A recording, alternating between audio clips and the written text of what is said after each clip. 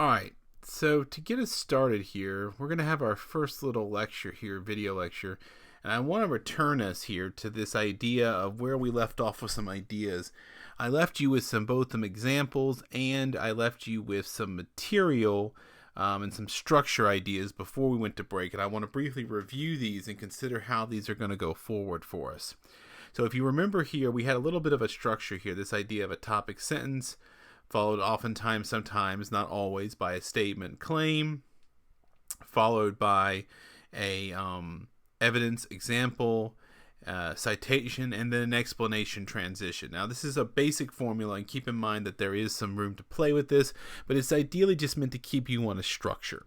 You should obviously have a topic sentence, okay? Then you should obviously maybe have any kind of information you need to build up to set up an integrated evidence or example, which would be some sort of material, whether it be your primary source, your graphic novel, or from a secondary source. You should obviously, of course, cite it, and then you should obviously make sure that you follow it, and I'm sorry, but that's probably not always obvious. You need to follow it with explanation, tying it into whatever it is you're talking about. Now, I'm going to say this again, and I'm going to refer to it many times, always back to that Susan Bordeaux example where we saw both the bad example and the good example. Now, with the topic sentence to elaborate here, that just simply expresses what the main idea of the paragraph hopes to discuss. A statement or claim that may follow. This is any kind of expression of material information that builds upon the topic sentence. So whether you want to give us further information, if you're introducing a source, if you're introducing some new characters, this is the place to describe them. Followed then by some presentation of evidence or example. This is usually some sort of source material coming from either, again, your primary or secondary sources that is designed to support and enhance or make a point with your argument. And of course, because you're doing this, you should obviously, regardless of whether you're summarizing, paraphrasing, and or quoting, you should provide a citation. This should be followed by an explanation where you make the connection for us. Remember, one of the golden rules you want to keep in mind is that your quotes do not talk for themselves, and your audience should always be told what to think. Okay? A golden rule should always keep in mind that you need to make sure that you do the explaining, okay?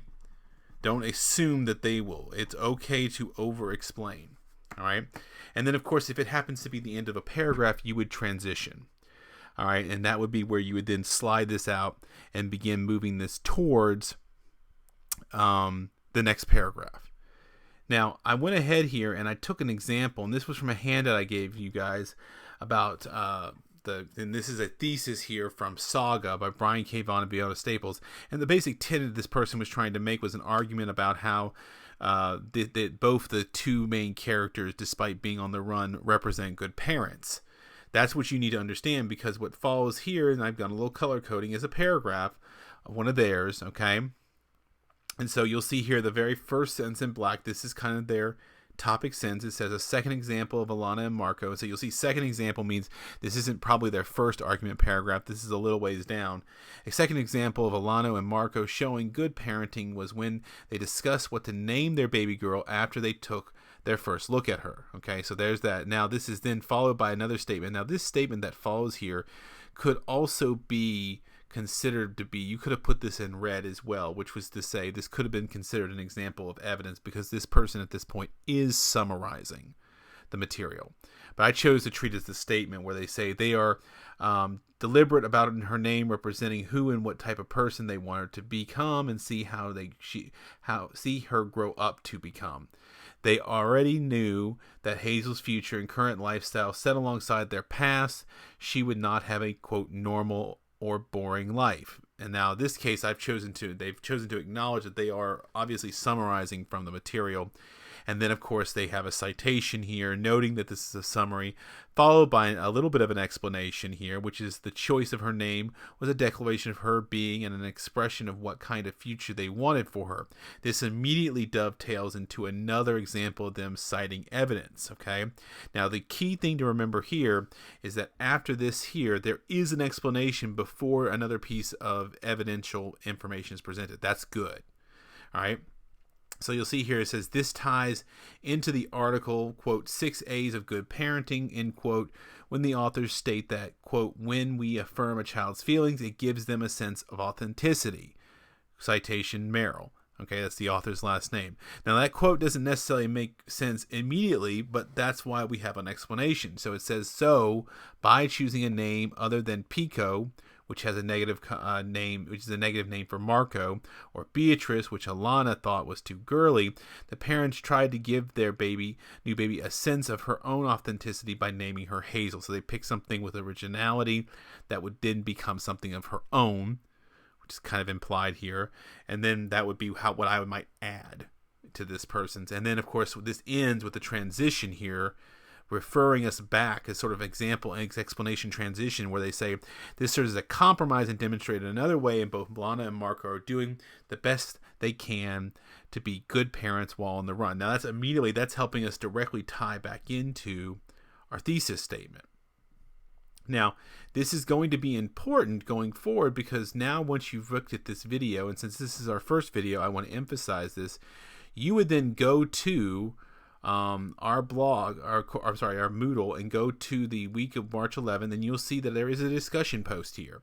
It actually instructs you that after reading and watching the video lecture discussing and reviewing the principles of argumentation, you should start by trying to apply this to your own argument as we move forward. And that will become important because later on, at the end of this week, there is going to be some assignment for where I'm going to ask you to share 3 potential paragraphs where you have cited information that you will be possibly using in your argument. So I want to see what you're doing.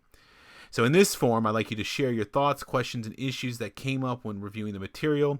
Please use between 100 and 250 words. Elaborate on any thoughts, questions, and or issues you may be facing in your own process, as well as what might be facing other students. You will be asked then to make an original posting by Wednesday, this coming Wednesday, and then by Friday, you'll be asked to make 2 replies. Now, this is important because these are going to be staggered this way, because then you'll see that the next posting, the next discussion, actually doesn't have you making an original post until Friday and gives you till Sunday. So I'm providing a little bit of overlap. But once you have read and seen this video, this is the discussion forum you should go to, and I will go ahead and create a link. Once this goes up, I will put a link here in this discussion forum so that you can then come back to this blog post if you happen to come to it through a different method.